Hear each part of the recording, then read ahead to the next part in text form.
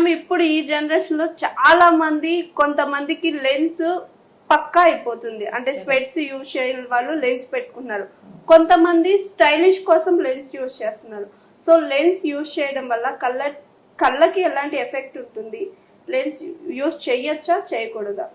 Okay, so చాలా మందికి glasses వేసుకోవడం ఇష్టం లేకపోవచ్చు, like for various reasons, cosmetic reasons వల్ల అయి ఉండొచ్చు, లేకపోతే ప్రతిసారి గ్లాస్ ఆడుకునేటప్పుడు స్పోర్ట్స్ అప్పుడు గ్లాసెస్ వేసుకుంటే ఇట్స్ నాట్ కన్వీనియంట్, పరిగెత్తుంటే పడిపోవడము, వీటన్ని రీజన్స్ వల్ల people choose contact lenses. Contact lenses are good, but దానికి కూడా కొన్ని రెస్ట్రిక్షన్స్ ఉంటాయి. So you have to be very hygienic. ఆ కాంటాక్ట్ లెన్స్ లో మళ్ళీ మనకి daily disposables, monthly disposables, yearly disposables అని ఉంటాయి. డైలీ డిస్పోజబుల్ అంటే ఏంటి, ఇవాళ పెట్టుకుంటాము immediately you discard it. Monthly disposable అంటే అదే contact lens you store it in a solution and use it for 1 month. Yearly disposable same 1 contact lens you use for 1 year.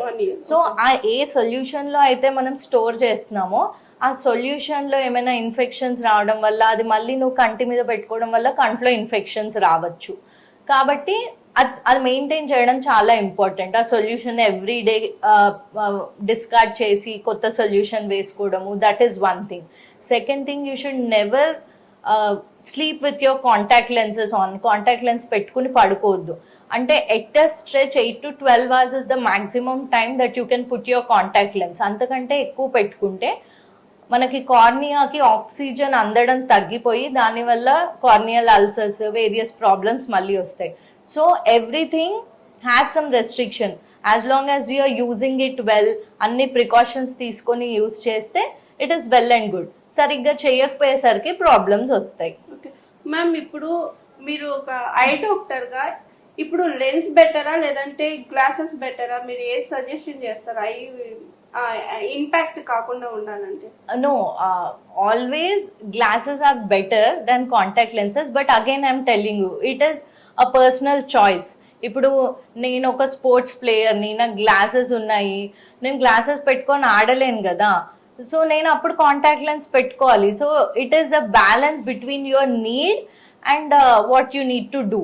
అలా ఆ రెండింటి మధ్యలో బ్యాలెన్స్ చేసుకోవాలి.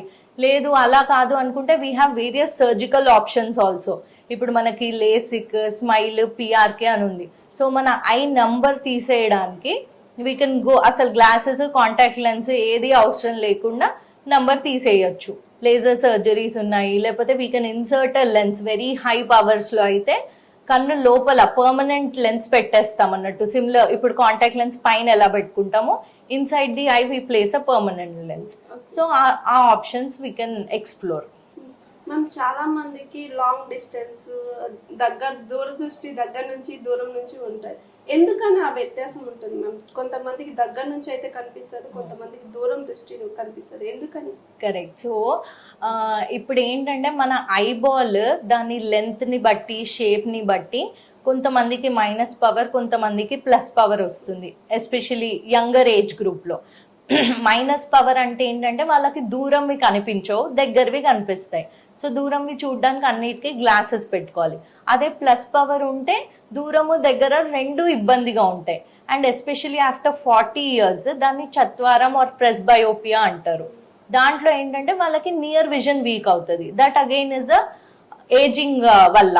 ఓకే, సో ఏజ్ వల్ల కంట్లో muscles week అయిపోయి వాళ్ళు అకామిడేట్ చేయలేకపోతారు. అకామిడేషన్ అంటే మనకి నియర్ విజన్ కి హెల్ప్ అయ్యే ప్రాసెస్. అకామిడేట్ చేయలేకపోవడం వల్ల మనకి ప్లస్ పవర్ వస్తుంది.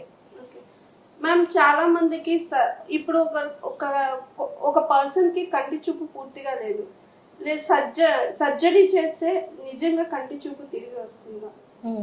ఎలాంటి పొజిషన్ లో ఉంటే తిరిగి రావచ్చు? సో ఏంటంటే మనం ఏమనుకుంటాం, ఆ కన్నే కదా, ఇంత చిన్నది కదా అనుకుంటాం, కానీ ఆ కన్నులో కూడా చాలా వెరైటీ ఆఫ్ డిసీజెస్ ఉంటాయి. సో దేని వల్ల చూపు పోయింది అనే దాన్ని బట్టి మళ్ళీ మన చూపు తిరిగి వస్తుందా లేదా అని ఉంటుంది.